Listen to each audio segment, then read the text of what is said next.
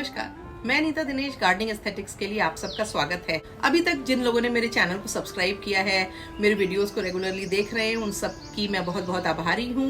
उनको सबको मैं धन्यवाद देती हूँ। बहुत दिनों से बहुत सारे लोग डिमांड कर रहे थे कि मैं अपने प्लांट कलेक्शन का उनको एक ओवरव्यू दूँ, उनको एक टूर कराऊँ। तो चलिए आज आपको मैं अपने विंटर गार्डन का ओवरव्यू देती हूँ। ये गार्डन मेरे घर के सदर्न पोर्शन में है और आप इसको बैकयार्ड मान सकते हैं। और यहाँ पे ही मैंने अपने सारे फ्लावरिंग प्लांट लगा रखे क्योंकि विंटर्स में जिस तरह की धूप उनको चाहिए वो इसी पोर्शन में उनको अच्छे से मिलती है। जैसे जैसे मिड मार्च आता जाएगा मैं प्लांट्स को थोड़ा ज़्यादा समय तक चलाने के लिए थोड़ा ईस्ट में और थोड़ा वेस्ट में शिफ्ट करती रहती हूँ सो दैट कि ये प्लांट जो है वो अप्रैल के एंड तक बने रहें। और इस समय मेरे गार्डन में पिटोनिया, जेरेनियम्स, डेजीज और निमेशिया, नेस्टर्शियम तमाम तरह के फ्लावरिंग प्लांट खिल रहे हैं। तो चलिए आपको मैं एक अच्छा सा ओवरव्यू देती हूँ जिसमें मैं आपको ये बताऊंगी कि किस तरह से मैंने कितनी वैरायटी के विंटर फ्लावर्स लगाए हुए हैं, कितनी वैरायटी के विंटर फोलिएज प्लांट लगाए हुए हैं और उनको मैं किस तरह से मैनेज करती हूँ, किस तरह से अगले सीजन के लिए सेव करती हूँ। साथ ही साथ हम कन्वर्स करते रहेंगे, बातचीत करते रहेंगे जिसमें मैं आपको ये चीजें बताती रहूंगी। तो चलिए देर नहीं करेंगे, जल्दी से वीडियो को शुरू करेंगे। गर्मियों में या सर्दियों में दोनों ही सीज़न में जो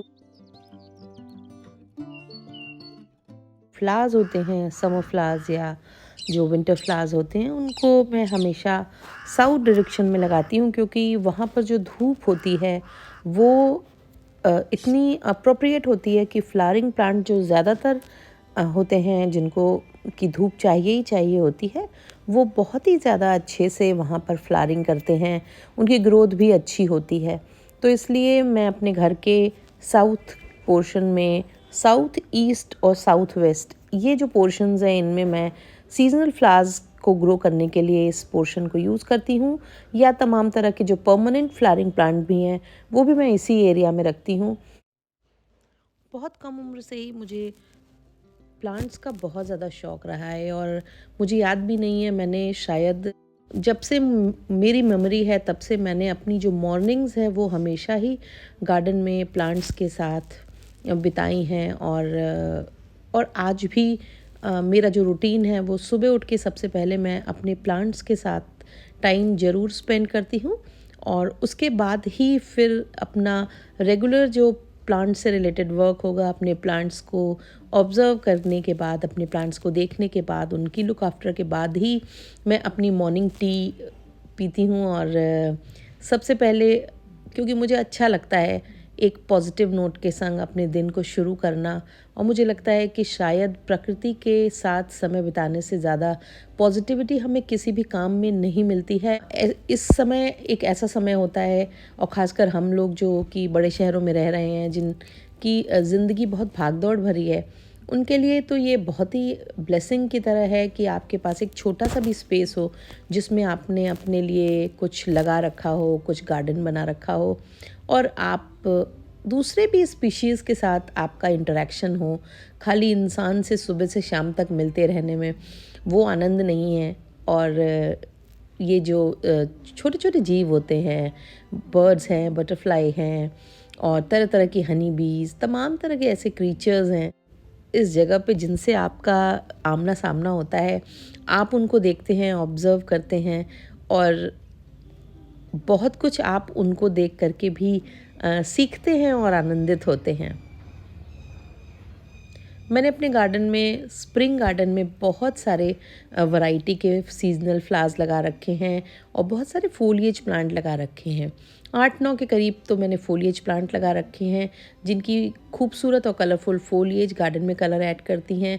इसके साथ ही साथ मैंने कम से कम 20-22 तरीके के विंटर फ्लावर्स के प्लांट लगा रखे हैं जो इस समय अब अपने पीक पर हैं और ऑलमोस्ट सभी में सीड जो फॉर्मेशन का प्रोसेस शुरू हो गया। इसीलिए मैंने ये समय चुना ताकि मैं आपको प्लांट्स के संग आपका तारुफ कराऊंगी ही, साथ साथ मैं इनके सीड्स को कैसे कलेक्ट करूंगी ये भी मैं आपको उसके साथ बताती जाऊंगी। साउथ वेस्ट से साउथ ईस्ट डायरेक्शन की तरफ चलेंगे। सबसे पहले मैं आपको साउथ वेस्ट में मेरे कौन से प्लांट लगे हुए हैं उनसे तारुफ कराऊंगी और उनसे जुड़ी हुई कुछ छोटी छोटी बातें बताऊंगी। साथ ही मैं जिन प्लांट्स पे वीडियो बना चुकी हूँ उनका लिंक आपको इस वीडियो में और डिस्क्रिप्शन में मिलेगा। ये फ्यूशिया का प्लांट है और ये मेरे पास 3 कलर्स में है। आपने अक्सर जब हिल स्टेशंस पे इसकी काफ़ी बड़ी बड़ी झाड़ियाँ भी देखी होंगी, पर हमारे यहाँ गर्मियों में ये प्लांट काफ़ी बार मर जाता है। मगर अगर आप थोड़ा सा इसको डायरेक्शन चेंज कर दें और इसको नॉर्थ में या ईस्ट में रखें तो फिर ये प्लांट कई बार चल जाता है। फिर अगले सीज़न में आप इसकी कटिंग्स बना सकते हैं, इसके नए प्लांट ग्रो कर सकते हैं। ये साइक्लामेन है और ये एक बल्बस प्लांट होता है और विंटर्स में ही इसके फ्लावर हमारे यहाँ खिलते हैं और देखने में बहुत खूबसूरत है। फूल भी लंबे समय तक चलते हैं और इसकी जो लीव्स होती हैं वो तो आप देखो ना कितनी अट्रैक्टिव हैं, बहुत सुंदर लगती हैं। और इस सीज़न में जब ये ख़त्म होने लगेगा, ख़राब होने लगेगा, तो आप इसके बल्ब निकाल सकते हैं। फिर उनको वापस सीज़न आने पर अक्टूबर एंड में इनको आप फिर से रीग्रो कर सकते हैं। इसमें फिर प्लांट आ जाएगा, फिर फ्लावर आएंगे। ये रेननक्यूलस के फ्लावर्स हैं और रेननक्यूलस भी इस बार इतना ज़्यादा खिला है, मुझे लगता है कि शायद जब से मैं रेननक्यूलस लगा रही हूँ for the very first time इसमें बम्पर फ्लावरिंग हुई है और बहुत ज़्यादा फ्लावरिंग हुई है। अब तो ये ऑलमोस्ट प्लांट अपनी जो बेस्ट ऑफ ब्यूटी है वो धीरे धीरे खो रहा है। ये सीड से भी लग जाता है, बल्ब से भी लग जाता है। अब जब ये प्लांट ख़राब होने लगेंगे तो मैं इनके बल्ब्स निकाल के वॉश करके सुखा करके उसी तरीके से जैसे साइक्लामेन के बल्ब रखूँगी इनके बल्ब भी रख लूँगी और अगले टाइम फिर उनको सीज़न आने के पहले अक्टूबर नवंबर में उनको लगा के ग्रो कर लूँगी और प्लांट तैयार हो जाएंगे। तो ये कुछ ऐसे प्लांट होते हैं जो एक बार के इन्वेस्टमेंट में आप उनको कई सालों तक उनको लगा सकते हैं। और ये देखिए ये रेननक्यूलस के सीड पॉट्स भी बन रहे हैं। ये फ्लावर के बाद ये जो ब्लैक सा पोर्शन बच जाता है इसी में इसके सीड्स होते हैं, इनको कलेक्ट करके भी आप प्लांट लगा सकते हैं। अब देखो नंबर आता है कैलनकोई यानी कि कलांचू का। इस प्लांट की बहुत सारी वैरायटी आती हैं, 2-3 वैरायटी ऐसी हैं जो अपने फूलों की खूबसूरती के लिए जानी जाती हैं। इसके अलावा बहुत सारी ऐसी हैं जो अपनी लीव्स की खूबसूरती के लिए जानी जाती हैं। मेरे पास कैलनकोई की ऑलमोस्ट 12-13 वैरायटीज़ हैं जो मैंने over the period of time collect की है। और इसके जो फूल होते हैं, खासकर ये जो हाइब्रिड वैरायटी है, इसके फूल आप देखिए पूरा गुच्छा एक संग खिलता है, तो देखने में ये बहुत ज़्यादा खूबसूरत लगता है। इसके साथ ही ये जो रेड है ये इसकी देसी वैरायटी है। इसमें छोटे छोटे और तिकोनी पेटल्स वाले फूल होते हैं। देखिए इसमें अभी खिलना नहीं ज़्यादा हुए हैं। और ये जो हाइब्रिड है इसके गुच्छे देखिए आप एकदम ऊपर टॉप कवर बना लेते हैं, एकदम शीट के जैसे बन जाते हैं। बहुत ही सुंदर लगता है ये। और मतलब मैंने धीरे धीरे करके इनको कलेक्ट किया है और अभी भी मैं नर्सरीज़ में बस ये एक्सप्लोर करती हूँ कि कौन सा कलर मेरे पास नहीं है, बस वो लेती हूँ सीज़न में। अदरवाइज़ मैं इनको कटिंग्स के संग ग्रो करती रहती हूँ। गर्मियों में आपको इनको थोड़ा ज़्यादा गर्मी से बचाना है तो आप इनको किसी सेमी शेडी एरिया में रखिए। और बारिश के दिनों में इनको खास बचाना होता है, बारिश के पानी से ये ख़राब हो जाते हैं। अदरवाइज़ ये साल भर चलते हैं। और फिर आप इनको सीज़न में इनकी कटिंग्स लगाइए खूब सारी। ये है स्टॉक और सिनेरेरिया को मैं हमेशा सीड्स से ग्रो करती हूँ और क्योंकि ये बहुत ही आसानी से सीड से ग्रो हो जाता है। और ख़ासकर मुझे लगता है मैं उस पोर्शन में रखती हूँ जहाँ पे थोड़ी सी डायरेक्ट सनलाइट विंटर्स में भी नहीं होती है। धूप तो इनको चाहिए 3-4 घंटे की, 5 घंटे की, पर बहुत तेज़ दोपहर वाली धूप से ना थोड़ा मुरझाने से लगते हैं। तो मैं इनको ऐसा रखती हूँ कि इनको सुबह 4-5 घंटे की धूप वाले प्लेस में रखती हूँ। इसलिए मैंने इनको स्टॉक के प्लांट के आगे की तरफ, इसीलिए आपने देखा होगा इनको रखा हुआ है, क्योंकि जो स्टॉक के फ्लावर्स होते हैं वो ऊंचे होते हैं और वो धूप को थोड़ा रोकते हैं और फिर उनके नीचे ये बहुत ही सुंदर होती है। और आप देखिए ना एकदम जब इसमें भी ऊपर टॉप कवर बन जाता है तो बड़ा कलरफुल इसमें का अपीयरेंस होता है। खासकर ब्लू और वॉयलेट कलर जो इसमें आता है उसका कोई जोड़ नहीं है। मतलब इतना आपके अगर आप लगाएंगे ना तो आपके गार्डन में एकदम मतलब कलर का ब्लास्ट हो जाता है। और बहुत ही आसान है, कुछ भी नहीं करना है, बस ये ध्यान रखना होता है कि ज़रूरत से ज़्यादा फर्टिलाइज़र वगैरह ज़्यादा फ्लावर के चक्कर में नहीं डालना है, क्योंकि जैसे ही आप फर्टिलाइज़र ऐड कर देंगे ये प्लांट ख़राब हो जाएगा। और इसके तो अभी मैं जैसे ये सीड्स अब कुछ फ्लावर स्पेंट हो रहे हैं तो इनको मैंने इसीलिए निकाला नहीं है, क्योंकि मैं इनके ना सीड्स कलेक्ट कर लूँगी और सीड्स अगले सीजन में अक्टूबर एंड में इनको बो दूँगी और फिर मेरे प्लांट्स तैयार हो जाएंगे।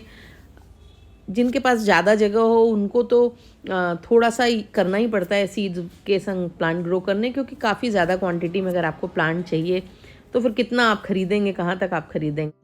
कि ये लंबी डंडियों में जो फ्लावर्स लगे हैं इसको स्टॉक कहते हैं। ये वाले जो फूल हैं ये डबल पेटल हैं और ये वाले जो हैं सिंगल पेटल हैं। मैंने दोनों ही लगा रखे हैं और इनके भी मैं सीड्स कलेक्ट कर लेती हूँ और इनको भी मैं हर साल सीड्स से ही लगाती हूँ और बहुत आसान होता है इनके सीड्स कलेक्ट करना। ये जो फ्लावर्स हैं आप देखिए ये धीरे धीरे नीचे से स्पेंड होना शुरू हो गए हैं। अब इनमें जो है वो सीड्स इनके आ जाएंगे और फिर इनको इकट्ठा करके रख लूँगी। स्टॉक को लगाने से ऐसा होता है कि एक अलग तरह का इनका जो स्ट्रक्चर होता है वो आपके जो गार्डन में एक लैंडस्केपिंग में एक अलग तरह का कैरेक्टर ऐड करता है। और ये क्योंकि एक लंबी स्टेम पे ऊंचे लगे हुए फ्लावर होते हैं तो इनकी जो हाइट होती है वो भी थोड़ी ज़्यादा होती है। तो अगर आपने 2-3 रोज़ में लगा रखे हैं प्लांट तो इनको सबसे पीछे की तरफ लगाएं। फिर जब आगे आप छोटे प्लांट्स लगाएंगे, छोटी वैरायटीज़ लगाएंगे तो जो एक कंप्लीटनेस आएगी आपकी लैंडस्केपिंग में, बहुत ही खूबसूरत होता है। ऑलमोस्ट सारे कलर में मिलता है। अगर इस बार आपने इसको नहीं लगाया है तो अगली बार आप इसको ज़रूर लगाएं। और स्टॉक की खासियत ये है कि अगर आप इसके सीड्स भी ख़रीद लेते हैं तो भी आप बहुत आसानी से इनको ग्रो कर लेंगे। अभी तो मैंने 15-20% भी कवर नहीं किया है और मुझे लग रहा है वीडियो काफ़ी लंबा होता जा रहा है, तो इसलिए अब इसको वाइंड अप करते हैं। बस आपको निमिशिया के जो ये फ्लावर्स दिख रहे हैं इनके बारे में आपसे बात कर लेती हूँ। निमिशिया एक बहुत ही खूबसूरत फ्लावरिंग प्लांट होता है। इसमें भी ऊपर फ्लावर जब एक साथ खिलते हैं तो ब्लैंकेट शीट की तरह क्रिएट कर देते हैं। इसलिए अगर गार्डन में कलर को ऐड करना हो, बहुत सारा कलरफुल दिखाना हो तो ये एक अच्छा फ्लावर है। ज़मीन में भी उतना ही अच्छा ग्रो होता है, पॉट्स में भी, कंटेनर्स में भी उतना ही अच्छा ग्रो होता है। और फिर ये जब फ्लावर के सीड पॉट्स बनने लगे तो आप इनको सूखने दें और फिर इन सीड्स को कलेक्ट कर लेंगे तो अगले सीज़न में आप बहुत सारे प्लांट्स लगा सकते हैं। पर इसको आप लगाएं ज़रूर। इस पर मैं पहले एक वीडियो भी बनाया था। मैं निमिशिया के फ्लावर्स को गौर से देखो ना आप, ये एकदम ऐसे लगते हैं, थोड़ा डॉग फ्लावर के जैसे लगते हैं, थोड़े पैंजी के जैसे लगते हैं, थोड़े वोयला के जैसे लगते हैं, कई फ्लावर का मिक्सचर से लगते हैं। पर जब ये खिलते हैं तो मतलब जो छटा होती है इनकी ना वो कमाल की होती है।